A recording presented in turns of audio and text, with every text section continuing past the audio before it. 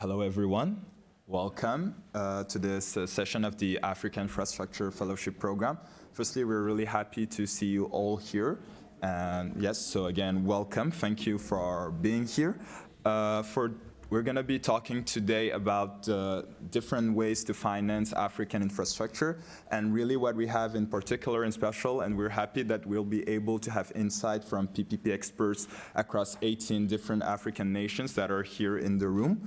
For those that may not be familiar with the African Infrastructure Fellowship Program, so it's an initiative that was launched in 2018. It's a capacity building initiative driven by several partners such as the Global Infrastructure Hub and Meridiam.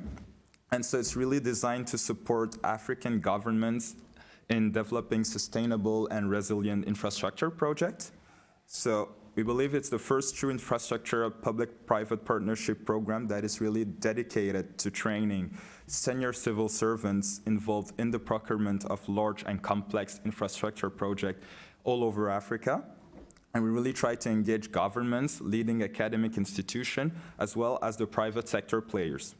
So to do so, what we do is that we put in place a program in English that really focuses on specific needs of public infrastructure procurement, such as delivery and management as well. And so our program runs for 6 weeks in Paris, and it really includes, firstly, a preparation and exam taking of the APMG CP3P certification, an academic training of 3 weeks, and then 2 weeks of professional immersion in one of our partner organizations. To this day, we have been able to train 51 civil servants, 30 women and 21 men, and we really managed to reach 24 countries all over the continent, including Arabic, Portuguese, English, and French-speaking countries. And at the end of this program, we will have 70 civil servants, and we hope that we'll be able to do more and more. Today we have 23 different partners that have been supporting us since the beginning of the activities of the foundation, such as Société, Générale, but also Junction here that you can see. And so as part of this program today, we will really be embarking in a journey to try to uncover the strategies and experiences and visions that promise to shape the future of infrastructure development on the African continent. So as it stands, the role of public-private partnership, we believe, is critical in the infrastructure of the African continent. And we really believe and we hope that this unique assembly of experts from 18 diverse African nations will be able to bring valuable insights and perspective to the table altogether. So we'll be able to discuss and try to find a path forward and new ways, new inventive ways to fund and facilitate infrastructure projects in the African continent. And so throughout this roundtable, the fellows that are here in the room will be able to engage in great discussions with specialists such as Marie-Aimée BOURY here, which is a head of impact-based finance at Société Générale, but also Hugues de la Forge, co-founder at Junction Law.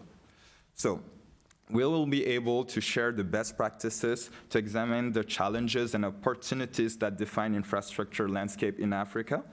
And we really aspire to lay some groundwork for a brighter, more connected, and more prosperous Africa, at least in terms of infrastructure. I will now leave the floor to two of our fellows, Ferdaous Benatik from Tunisia and Emmanuel Freeman from Liberia, that will give us great insights of the state of infrastructure in their respective countries. Thank you.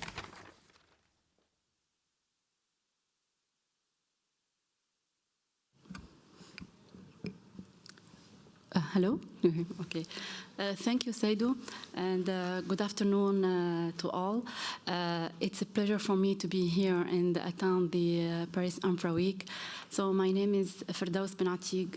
I'm from Tunisia, and I am currently working as a public service advisor at the PPP unit, l'IGPP, l'Instance Générale de Partenariat Public-Privé, which is an authority created under the presidency of the government. But please let me, first of all, before discussing our main topic, let me address my sincere thanks to all the organizers for inviting us but also to thank the AIFP team for allowing me and all the fellows in order to participate to this, let me say, to this unique capacity building program and exchange with different fellows, with different backgrounds and different experiences and from different African countries. I think this learning by sharing will help me personally acquire up-to-date tools in order to be implemented to our organization and bring them back to our countries, and in order to help public authorities in order to deliver better and sustainable infrastructure projects. So I think that the inexistence and the inadequate infrastructure remains a major obstacle for African countries in order to achieve their full economic growth potential. So the African Development Bank estimates the Africa's infrastructure financing needs to up $170 billion a year by 2025, with an estimated financing gap of up to $68 billion to $108 billion a year. So this is a huge amount of financing needs. So regarding Tunisia, which is a part of the Maghreb regions and of North Africa, I think Tunisia succeeded in the past decades in fighting poverty and reducing gender inequality in education and well-being, and is ranked 69 out of 163 countries assessed as per the latest Sustainable Development Report in 2022. But despite some improvements in some, let me say, areas, namely the education, the access to safe water and sanitation, the fight against climate change, significant challenges need to be addressed. And regarding the achievement of some sustainable development goals like decent work and economic growth, the industry, innovation and infrastructure, and affordable and clean energy. So our government, the Tunisian government, is now struggling with investing in infrastructure projects because the high level of public debt and the reduction in the fiscal space in order to meet the sustainable development goals. This is why now the Tunisian government is intensifying its efforts in order to promote PPPs in the country. And Tunisia actually has an attractive legal and institutional framework for PPPs with the existence of dedicated organs, or let me say bodies like the IGPP, the PPP unit within the presidency of the government, the General Directorate within the Ministry of Finance, also the National Committee of Approval of Public Projects within the Ministry of Economy, and we are currently working on creating PPP cells, the cellule PPP, in each ministry and in each governorate. So regarding the legal framework of PPPs, we do have two major laws which are promulgated in 2008, which is regarding the user-pays regimes that are concessions, and the law of 2015, which is regarding related to the government pays regime.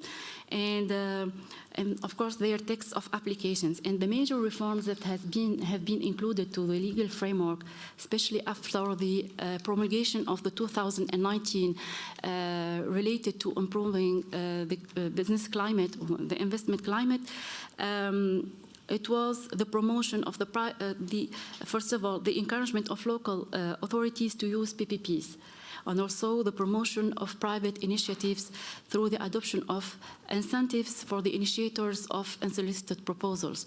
Also, the establishment of an administrative pre-contractual referral into the IGPP, and also the setup of a fund, support fund, which is actually, the legal framework is in progress, and this fund will help public authorities during the preparation and the development of the PPP projects. However, despite the existing of legal framework and the entities dedicated to PPPs, the constitution of of a portfolio of bankable projects has been slow. And so despite the existence of a critical mass of projects, whether in the energy sector, the water sector, like desalination, sanitation, the transport sector, and among other sectors which have been included in our pipeline. So the major challenges that we are facing in PPPs are the lack of financing. Financial markets are not well developed in order to meet the financing needs for project finance projects. Also, there are no dedicated instruments in our banking sector to PPPs. Also, public authorities are struggling in financing the cost of preparation, which is complex in PPPs, and the lack of training and capacity building program. But we are working on that. I mean, some trainings are given to public authorities in order to be to identify and to prepare and to monitor their projects. Let me finish that saying that during the last seminar, which was held on public-private partnership in North Africa for sustainable and inclusive growth, which was held in June, this 2023, in collaboration between the PPP unit and the African Development Bank and the CDC, la Caisse de dépôt et de consignation. So the head of government stated that the government is committed to strengthening PPPs by improving the business climate and giving priority to projects with high added value in different regions of the countries. And as part of our work, the AIFP, we are communicating on PPPs, we are helping the public authorities and assisting them in order to deliver better and sustainable infrastructure projects. And thank you. Thank you.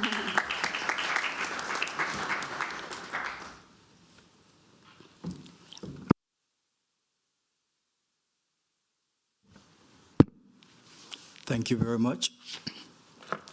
Good evening, everyone. My name is Emmanuel Freeman from Liberia, and I'm a civil engineer, and I work for the Ministry of Public Works, where I supervise the construction of projects related to roads, bridges, and water supply systems. For a bit of context, Liberia is a small country on the west coast of Africa with a population of around 5 million people. This year, we celebrated 20 years of peace and infrastructural rebuilding since the end of our civil war in 2003. As I sit here today, my heart is back home because tomorrow, October 10th, Liberians will go to the poll in a major presidential election. As we decide who heads our country for the next 6 years, I'm counting on free, fair, and peaceful elections. As a civil servant focused on rebuilding the infrastructural sector in Liberia, I'm counting on the right political climate to attract investment that can address our poor road conditions, low electricity coverage, and unreliable water supply. At the moment, we have one of the lowest road densities in West Africa, and we're also struggling to meet our growing demand for electricity. However, the Liberian government has been working with international partners to rehabilitate and construct new roads and invest in several other major infrastructural projects. The government is also investing in renewable energy sources, such as solar and hydropower. Our seaports and airports are also major infrastructures that can make or break our economy. Today, we face many challenges in improving our country's infrastructure. Mobilizing financial resources is a challenge because our GDP is well below the global average. We cannot finance major infrastructure projects from government revenue. Therefore, we need to capitalize on non-traditional sources of financing, including public-private partnerships. When it comes to PPPs, we have made some progress, but we still have not been able to position ourselves to attract adequate private financing. As it stands, we do not yet have a comprehensive PPP framework in place, and we do not have a PPP unit. Compared to our neighbors, Cote d'Ivoire on the west, Sierra Leone on our east, we are slightly behind in creating an enabling environment for the influx of major PPP projects. Nevertheless, Liberia has made significant progress in improving its infrastructures. With support from the World Bank, the African Development Bank, the French Development Agency, and other international partners, the government has rehabilitated and paved hundreds of kilometers of roads, and this has improved connectivity between major cities and rural areas and has boosted trade and economic growth. We all know that Africa must leverage the benefits of all sources of financing to meet our infrastructural needs. As my colleague rightly said, the African Development Bank estimates the continent needs to mobilize over $100 billion annually to meet our investment gap in the sector. As a continent, we are pushing the African Continental Free Trade Area, the largest free trade area in the world in terms of the numbers of countries. As we strive to increase trade, create jobs, and reduce poverty, we need to build the infrastructures that can connect our countries and our continent. Regional road networks will enhance our individual economies and boost the African Continental Free Trade Area. As a Liberian, I feel privileged to be here today attending the 2023 Paris Infra Week as part of the African Infrastructure Fellowship Program. I'm grateful to all the organizers, especially of the AIFP, including Meridiam, the Global Infrastructure Hub, and the World Economic Forum. My goal is to contribute as part of the next generation of engineers who can identify, prepare, and launch bankable PPP projects that can benefit Liberia, our sub-region, and the entire continent.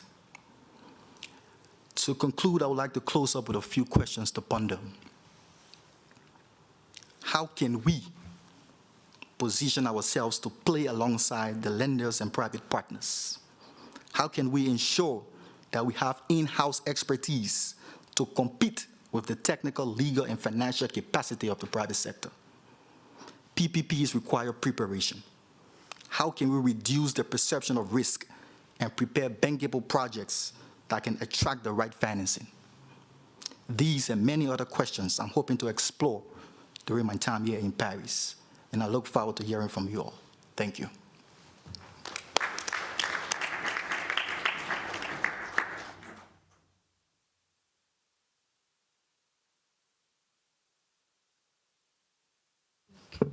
So I think as are you going to do it? Yeah.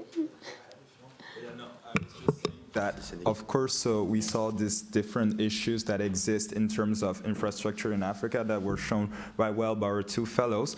But just before going back and trying to talk with these different experts, we will also see that at the same time, a lot has been done. There are actually some paradigm change and a real shift, and some things are being done in terms of infrastructure in PPPs in several African countries. Some of those countries might be Senegal with Awa, but also Kenya with Anthony that is going to be talking right now. Thank you very much, and good afternoon. It's a privilege for me to be here to share the Kenya experience, and more so from the energy sector. So my experiences will be mainly on the energy sector, though I'll try to overall talk about the Kenyan situation. My name is Anthony Musyoka. I'm an electrical engineer. I'm also in charge of the project development directorate in the Kenya Electricity Transmission Company. And I'm also a member of the PPP appraisal unit. And I also need to say that I'm also a certified P3P professional. Okay. For those who don't know, Kenya is in the East African area.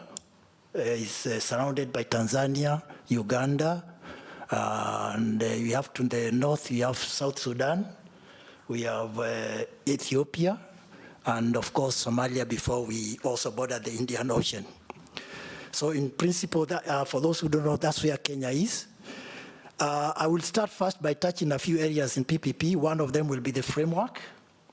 And the idea is to show where have we reached with the framework, because I think we developed our framework quite early in 2013, comparatively. And at that time, the government was very keen to pick PPP projects. But due to some reasons, which were maybe at that time, the PPP projects did not pick up. So from 2013 up to 2018, we cannot really say that we had PPPs, with the exception, of course, of the IPPs, which used PPA. Those were already in existence much before. I think the first one came in 2000, when we had a shortfall of rainfall, and therefore we had to quickly get IPP on board. From there, I think it was felt that the initial framework was not very conducive and not very transparent, and the process not very well laid out. And therefore, a suggestion was made that we review the PPP framework, and an act was again, the earlier one was reviewed, and now we have PPP Act 2021, which is much more friendly, very clear, in terms of the processes, in terms of what needs to be done either by the private investor or the contracting authority. It is also very clear it includes other forms of PPP, that is either unsolicited bids or restricted, so it's more inclusive than the earlier one, and quite, I would say at the moment, quite good for us to use it.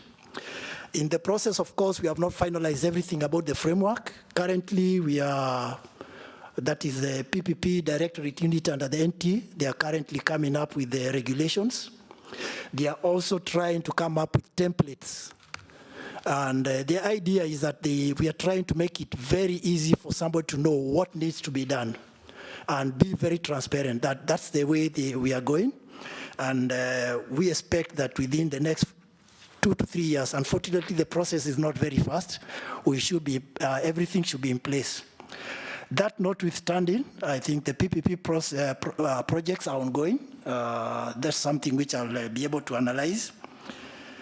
Secondly, we also, from the last 3-4 years, we have what we can say, the political will is there. The political will is there. Whether driven by what has driven it is subject to discussion. But we know, first, when it comes to PPPs, we know that the fiscal space in Kenya, it has shrunk. And fortunately or unfortunately, politicians sometimes see PPP as a way of getting projects done quickly. So the political will is there. Again, we also hold our elections every 5 years. What does that mean? It means the politicians' goals are not in tandem with the technocrats' goals. Because for them, they want the projects done within the 5 years. While for us, we want to look in the long term, and PPP is a long-term project. It's a 20 years, 30 years or so. So it is sometimes difficult because the politicians want to fulfill their promises within a short time. And the technocrats need to be able to advise the politicians in a way to make sure that they understand that PPP is also a commitment, it is also money, and a lot needs to be done in it before we start. So while we agree that the political will is there are still discussions, and one of the things which I think is the reason why we are here is to make sure that technocrats become good in PPP so that we are able to advise our politicians on the way forward. Now, having said that, I will now zero into the energy sector. The energy sector in Kenya was liberalized. The generation was liberalized in 1996. Later on, in 2000 and the year 2008, they also split the transmission and distribution. So in principle, the sector is liberalized, and IPPs have been able to come in. They came in, like I said, from 1999, some in between 2000 and 2010. Unfortunately, after 10 years, there has been some kind of look into how did those contracts go. And the situation has not been very good. The contracts and the perception of the contracts is that they slightly tend to favor the private sector. And there's been ongoing debate within the country, and this is a kind of debate. If we are going to PPP, we need to avoid. We need to have people from the contracting authority who are very conversant, so when they discuss with you, you come up with the right structure and we agree on the way forward, rather than 10, 15 years down the line having issues and sometimes hearing suggestions that we should revisit the contracts. And that happened with the PPPs. Kenya didn't have the capacity, but there was a need for them, at IPP, sorry, there was a need for them. And that is something which has come up from my experience. And one of the things which we have thought is in terms of building capacity within the government. It's very, very critical. It's good. It's a win-win situation for both the private sector and us, because we will be looking and discussing the same thing, rather than having the private sector, which is quite advanced in PPPs, and you have a contracting authority who has no clue. Even if he has a transaction advisor, there's nothing much he can actually add value. So coming from there, we also have some success projects. I think one of the success projects is Kipeto. Kipeto, there's a 100 megawatt wind farm in south of Kenya. Incidentally, the private sector also decided to get the right of way. You know, right of way is not one of the easiest. In fact, in the area where they got right of way, Kenya Electricity Transmission Company is having problems getting right of way. It's something which I would really want. I've been discussing with them on how they went about it, but they managed to get the community on board. They managed to be able to do some kind of social projects for the community, and the community bought the project. Right now, the community protects the project, while we are unable to construct in the same area as a government. So there's some good things which have come out of this, and I think we need to pick the good things and the bad things we discuss. Of course, we also had the 300 megawatts from Lake Turkana. I think most of you have heard of it. Very good project, wonderful project, but sometimes negative publicity. Maybe it's an area where we need to really check in terms of disclosure to the public, to the stakeholders. What do we need? What can we disclose so that the public and the stakeholders are carried along and do not feel later on that there's something not right? Maybe that's an issue maybe we need to look at.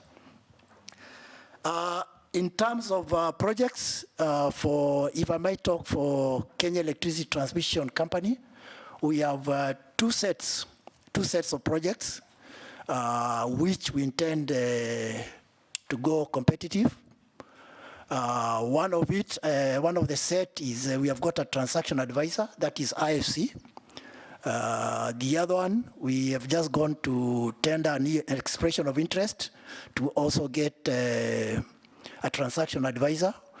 And the idea is that they will be able, together with the knowledge we have gained, will be able to come up with structure and engage the private sector in this. Now, you take note that these are not already PPP projects. They have to screen and be able to finalize on the ones which will be set up for this mode of procurement, so it will take some time. We also have two sets which are under unsolicited bids. One of them has actually reached project development, and I think they are supposed to submit in another one or 2 months. But we have had challenges, and the challenges, I think, as what my colleagues have alluded here to, we have had challenges in the preparation, in planning, in selection of assessment of risks, in terms of funding and financial options. These are the challenges we are facing because our experience was more on the traditional projects. So we don't have this capacity. And one of the things we did within Kenya Electricity Transmission Company is to try and actually get partners. And one of them was the African Development Bank, who were able to get a grant. And they got some consultants to take us through quite detailed kind of workshops, and not just for the PPP team, because the idea is we need the management and also the board to be in the picture, because the decisions are not just made at the one level. So even the board has been taken through a workshop, not as detailed, but just to ensure that they are aware of what is happening. We have also been dealing with the Power Africa. Power Africa has been very good. They have been giving us kind of advisors who have been also taking us through this. We have also dealt with the US Department of Commerce, that is the Commercial Law Development Program. They have also been taking us through the same kind of capacity building, because the idea is we want to go to this with our eyes wide open, that 5-10 years down the line, we will not say we didn't know what we are doing. In the process, the company now has around 7 certified P3P professionals across engineers, lawyers, procurement specialists, and that. So what am I trying to say? That we need capacity building. That's the bottom line. We need the capacity building. Be it Kenya, be it Senegal, be it where, we need capacity building. And that's the reason why we are here, and we really, really thank AIFP for giving us this chance for us to learn more on PPPs. Thank you very much.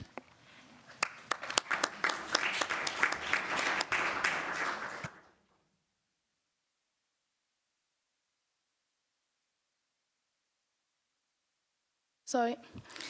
Thank you very much. It's an honor to be here with you today. Sorry, I'll need some seconds to relieve my stress because it is very difficult not to be impressed by such a high-level audience.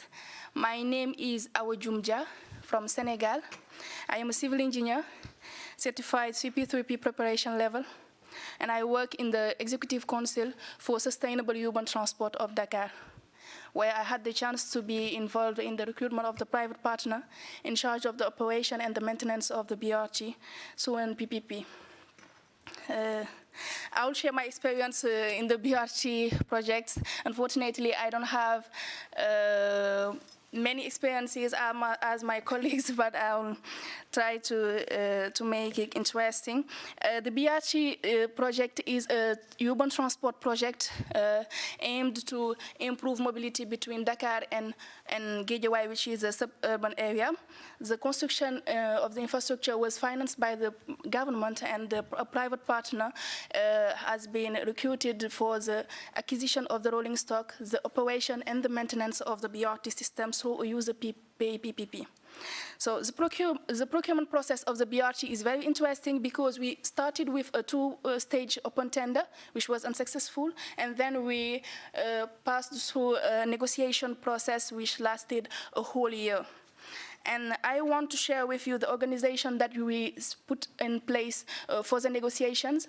On one hand, we had a technical committee composed by representatives of ministries and some external advisors to conduct the negotiation with the private partner. And on another hand, we had what we called a committee ad hoc, which is a high-level committee that we only call for some critical points of the negotiation and to refer to the highest authority if needed. And that organization allowed us to keep the involvement of the government during the whole negotiation process, which is very, very interesting. Unfortunately, we faced some challenges, not least the political calendar. I think everybody knows what it is. PPP projects are complex and costly in terms of money, but also in terms of time. And sometimes the political calendar is sometimes a weakness for the project team, because the private partner knows that we don't always have time to do things as good as we would like. So I think it is a universal problem that all projects are exposed to, and it adds useless additional pressure to projects. And personally, I think that the only pressure a PPP project should withstand is the atmospheric pressure, don't you? So the infrastructure gap of our countries are unfortunately not only about the financial aspect. We also have problem of capacity building of our human capital. I take this opportunity to thank the AIFP and all the organizations involved in this great program. But today I would like to point out a sensitive issue, which is the difficulty of our government to keep the experienced and well-trained professional on its side. It's true that the private companies can be more attractive in terms of working conditions, but I think that the best way to motivate the professionals to stay in the public side is to appeal to their patriotic fiber and their sense of common interest. I think citizens, users, and taxpayers need to know what is a public asset. What is a public service? And when I participate in a project, whose money am I spending? It's not coming from my pocket, but is it mine, or my daughter's, or my descendants, or nobody's? And as a young professional trained by public schools, beneficiary of scholarships and capacity building programs, how deep am I indebted to my country, to my people? And unfortunately, no short-term program can address this issue. It should be the daily personal fight of each government for its population. And there is a need to develop a new paradigm in people's mind for better use of public assets, better implementation and management of projects, with the ultimate goal of improving people's life being. Thank you. It was Awa from Senegal.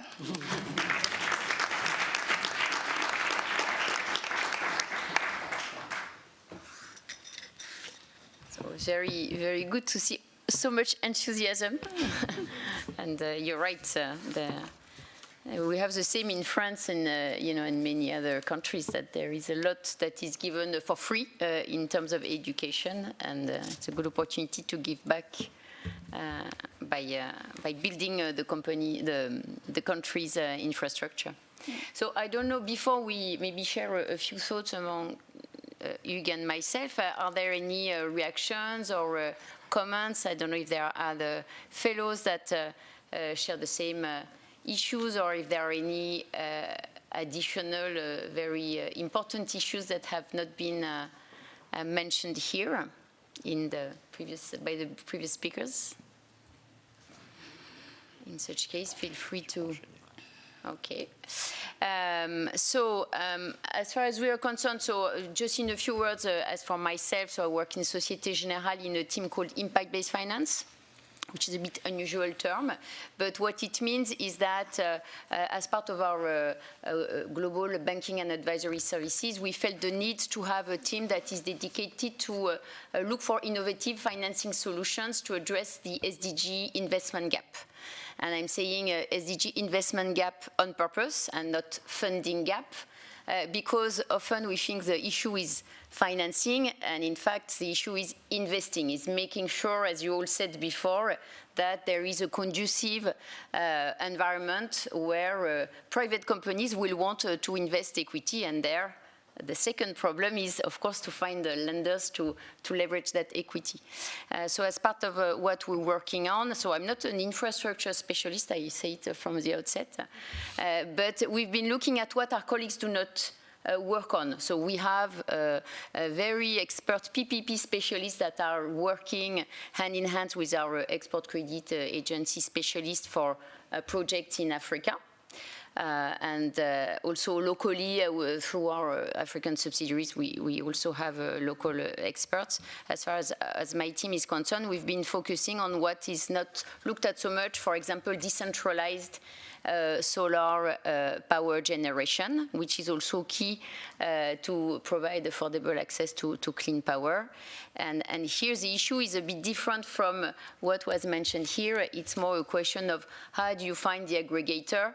How do you find the common thread to have a critical amount to justify, it's not going to be PPP, but to justify structured finance.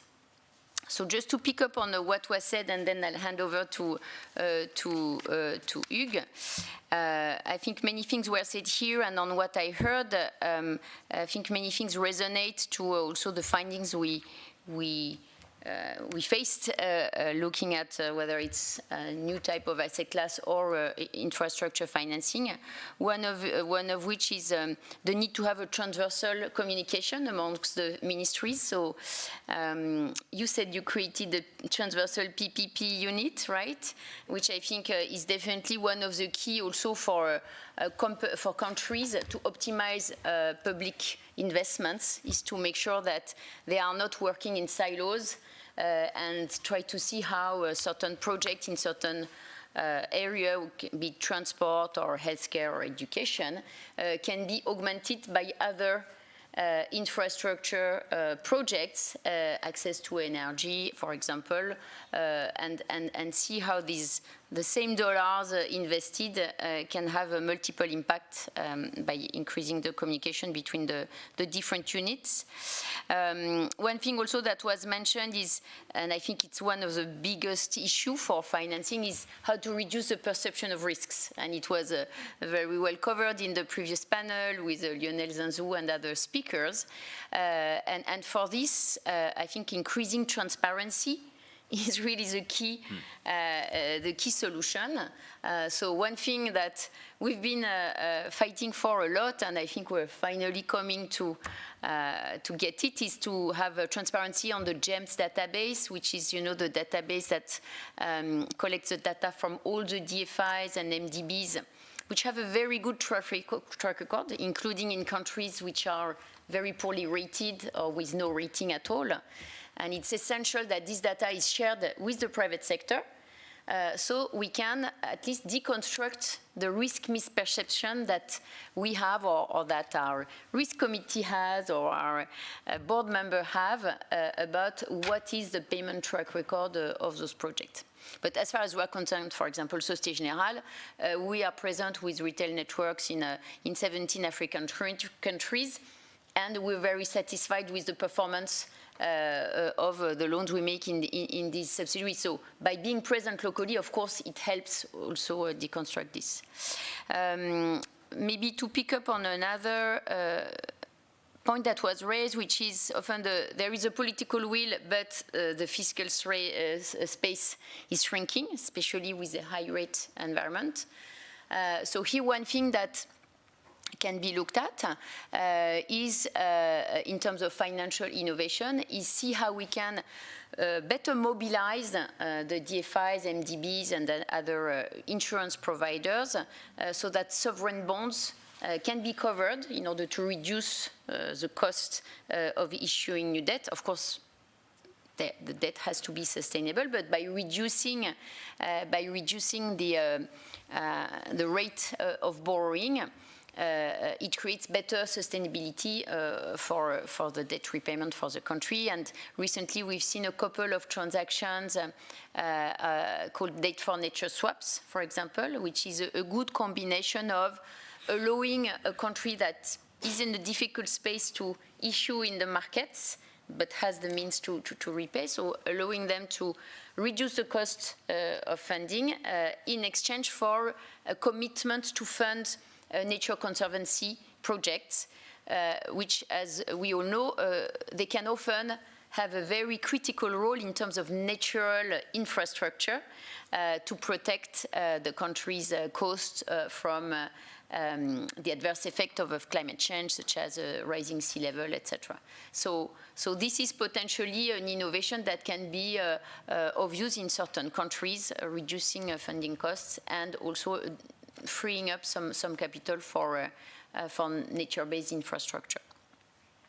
I'll stop here for now and hand over to Hugues, who may want to share a few thoughts. Thank you, Marie-Aimée. And once again, hello to everyone. I hope you already have fruitful sessions of AIFP, and I'll be glad to see you, I think, next Wednesday in 2 days. So I am Hugues de la Forge, and I'm a co-founder of Junction. Junction is a network. It's a Pan-African, Arabic, European also network of lawyers and advisors. So I have 25 years of experience in international transactions, first as an in-house counsel for BOURY and then for various law firms such as Générale or English law firms. And by creating Junction, we decided to create some kind of platform dedicated to the needs of our clients and forming some teams dedicated to this need, but not only on legal, but also on financial, technical expertise on the project management basis. So that's, for us, it's PPP is, of course, one of the key area where we work for. And when I was listening to you, I would say we are always facing the same difficulties years after years, and things doesn't really change to move and to progress, unfortunately, because there's been decades, maybe 1 decade of PPP construction, unlocking finance on Africa, and unfortunately, we have to face the situations. Things are not moving as fast as we would like to see them moving, and at the least we can say. You rightly recall the financial gap, the infrastructure gap. We know the figures. The figures are dramatic. So how can we progress and how can we improve the situation? First, I think when I was listening to your different testimonies, it was very interesting to see that you are not facing at the same times the same kind of difficulties, because Africa is not a uniformized continent. I mean, we all know that, you know that. But that's not something always obvious from a European or international perspective. The level of development in South Africa, in Morocco, Niger, and Egypt are very different levels. And Lionel Zinzou was mentioning 1 hour before that from a pure economic point of view, the impact of a putsch, of a coup, on from a macroeconomic point of view, on the international, from international perspective, is very small. He mentioned, I think, 2 months of GDP of Nigeria, of the cumulative countries that have been facing putsch. Of course, that's right.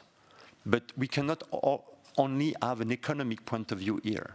You mentioned the emotional, but also the demographic. And so all what we do not do today will have a boomerang impact, a draft back impact in a few years, in a decade, if not in a few years. We all know that, immigration and so on and so forth. So that's why we are committed to PPPs. We are committed to this development, and we have no choice.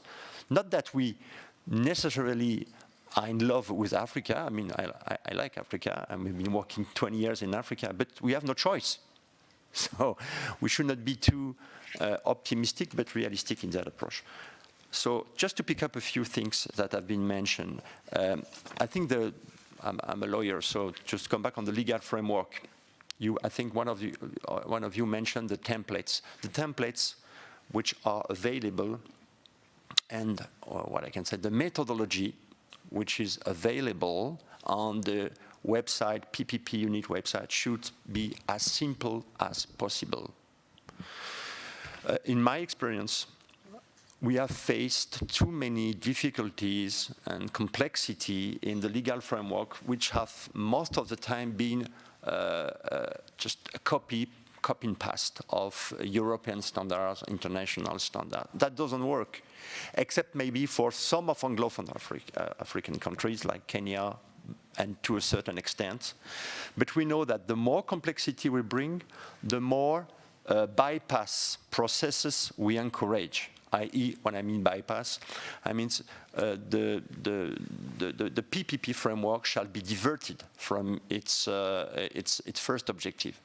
It means that the stakeholders, the sponsors, shall seek alternative approach to the complexity of the process which has been put in place. Because I've been working in a company, we are not a philanthropic institutions. We cannot stand necessarily the DFI's agenda. We have to move forward. And some interesting things have been said about the privatization of the mindset of the DFI's people. And I think I say it very simply here. One of the mean to unlock the financing growth is to unlock the mindset of not the commercial banks, but the DFI's one. Also the commercial banks. And sometimes the commercial banks, she confirms. So I think that's a key point from my own perspective. And it goes by a simple legal framework, not necessarily uniformization of the legal framework in the African continent. I think doesn't work. I've been personally facing and had the experience on the UMOR, on the PPP directive in the UMOR. It took, I think, 8 years to produce something which is not even very satisfactory. Because sometimes it's just a compilation, the sigma, as say the engineers, of a lot of constraints. And every country has its own way of things because of sovereignty and things like that. So I don't think this is the good path. I think probably we have to stay very humble, but probably the best things to do is to keep the templates and to keep the process as simple as possible. Otherwise, you will have more unsolicited bits, a lot of bypass behaviors. And we want to avoid that because we want to frame to a certain extent that. But in the other way, we need to have a strong push. Because PPP, which is a kind of hold-all expression, which covers everything, we include a lot of things, and a lot of persons don't really know what's in PPP. They put PPP for service agreement until privatizations, but we all know it covers a lot of things like concession or public payment, availability payments, and many things. And what I mean is the PPP has been diverted from its primary objective by politicians and often not understood, especially in Francophone countries. I must put it very bluntly. My experience when I work in those countries, when I work as advisor to the government, this is not understood. Why? Probably a question of communication, probably a question we do not use the right way to talk about that, but that's a reality that's very scarcely understood. So we just have to take that into account and to simplify it as much as we can. Otherwise, it will not work. I don't want to be too long here, but just you mentioned the political things. We've been facing political turmoils the last months for a lot of countries, and of course, economic upheaval with the Ukrainian and Russian crisis and so on and so forth. It has underlined the necessity to handle the some of the issues, the following issues. First, when the PPP is implemented for political reason, it doesn't work. Some of you mentioned before that the agenda of the political does not necessarily match with the agenda of a PPP. That's right. But on the other way around, sorry, I'm a little bit Macron over there, en même temps, at the same time, political agenda is sometimes good. Because if you don't have a strong will, political will, and with a strong deadline, we know that the PPP project will never sort out. We need a realistic but a very strong political agenda. I mean, in Europe, in France, and a lot of more sophisticated countries, we know how the project works. The project works because there is a strong political will to impose at a certain idea. You have to sign this document. And when I work on the metro of Abidjan, we had a signatory from the moment we had the execution date, which was the president venue in Abidjan to sign the document 3 months after. We all worked 100% time, sometimes 200% of our time, dedicated to sign all the documents. So we need that. But in some of the circumstances, we know it's very difficult. Like I'm currently working for the Guinean government, and that's very difficult to match PPP reality and agenda within the PPP, what we call transitional government. So I think this, just a few observations on what I can do on PPP. Maybe last one, and I'll be happy to hear you, is within the variety of PPPs, we all know that the public PPPs, what we call the availability payment or public payment PPP, are the most difficult to implement for obvious reasons, because it requires a very strong sustainability and budget test to be qualified. And we know that most of the African states cannot just sustain the burden of the budget. So I think it's useless to try at that time to implement a public PPP when a country cannot afford it. There are other ways to do it. There are public procurement, there might be some credit export financing, there might be others. I will not advocate, I will not recommend to push for a public PPP. It's already very difficult to do for a concession based, but for public PPP, not all the countries are mature for that. So let's not waste time on that, and let's just maybe rely on other kind of financing, maybe concessional loan or pure GFI's loan, whatever, but I don't think it works. On the other way around, some of the projects, public projects, can be financed through industrial project. What I mean, if you take Guinea by example, we all heard about the Simandou mining project.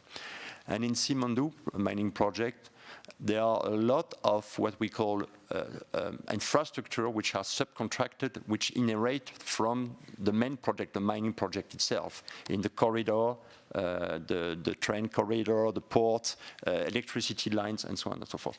And for those projects, there should be, I'm not saying it's already the case, but there should be, at a certain point of time, a percentage of this project which is dedicated to public needs or essential public service needs.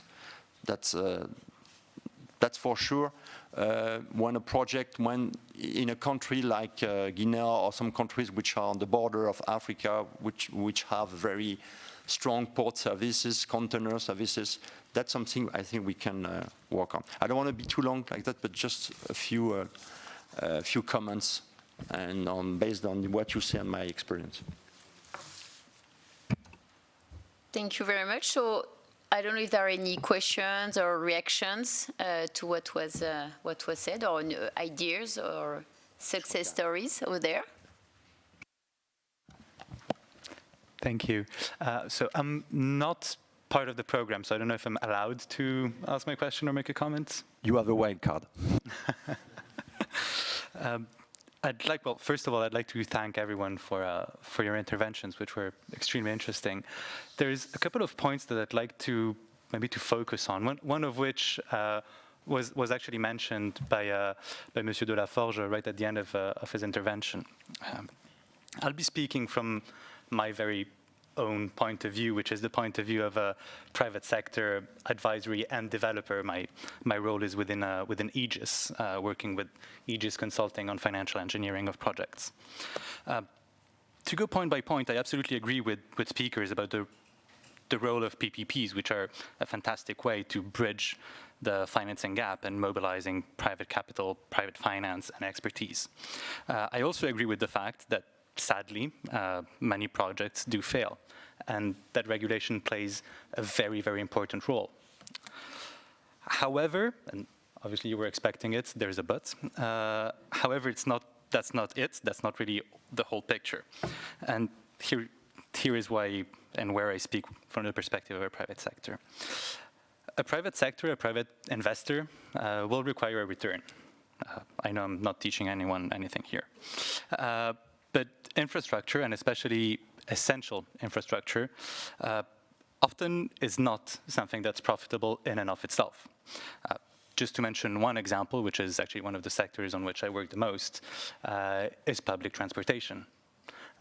Looking even just at Paris, and this is no secret, but the Paris Metro only covers 50% of its operational expense through the sale of tickets and subscriptions. And obviously, because of the social role of public transport, this is a ratio that is actually surprisingly good. The representative from Kenya said, and very rightfully so, that political will is crucial and is rising, which is obviously something that we should all be very, very much happy about. But political will, again, it's not quite enough. As said by Monsieur de la Forge, PPPs are often not quite understood well. And by this, please do forgive it if it sounds in any way condescending. It's absolutely not the way I mean it. I simply mean that PPPs are often seen to be something that they are not. Because PPPs, and I said it in my introduction, they're a great way to mobilize capital, but they're not a solution to turn an unprofitable project into something profitable. They are going to need some level of subsidies. And here again, we join the other point that was mentioned earlier, of course, of the affordability, the long-term affordability of projects. So going back to the point that I mentioned earlier of really why projects fail. This mismatch is one of the first major points. The second, in all the projects that I've seen, and this has actually been confirmed by a lot of people I've talked to, is preliminary studies, which must be funded much more than what they actually are today. In fact, about 80% of all projects are abandoned at some time between the end of the pre-feasibility and the financial close. This is, this statistic is, I think, one of the statistics that anyone working in PPP should really have in mind. What happens? Why is it that when you do the pre-feasibility, the project seems great? When you do the feasibility, it might seem, okay, yeah, why not? Let's do it. And then you get to financial close, and a whole lot of problems appear. I do apologize. I know I'm taking a bit long for a question. All right, I'm gonna close here then. My only point is, and I do apologize if I'm painting maybe a bit of a big bleak picture, but to ensure that PPP's project and that the pipeline of projects can be best delivered, there are 2.5 main levers on which to work, in my personal experience, which is the initial studies and the subsequent financing. And of course, linked to this, the other point that I'm going to add on to the tail of all of this is, as was mentioned a few moments ago, the question of sustainability. And indeed, a PPP is not the only thing that exists. And I agree absolutely that for some projects, a PPP might not be the best solution. But for those for which it is, focusing a lot more than what is done today on the initial studies and taking into account subsequent financing is absolutely crucial. And with this long comments, I'll thank you for your attention. Thank you. Thank you. Well, thank you very much. That's incredible food for thought. Unfortunately, yeah, we'll have to stop right now. However, the fellows are here. They're staying here. You can always come talk to us. They will be staying in Paris for a few weeks.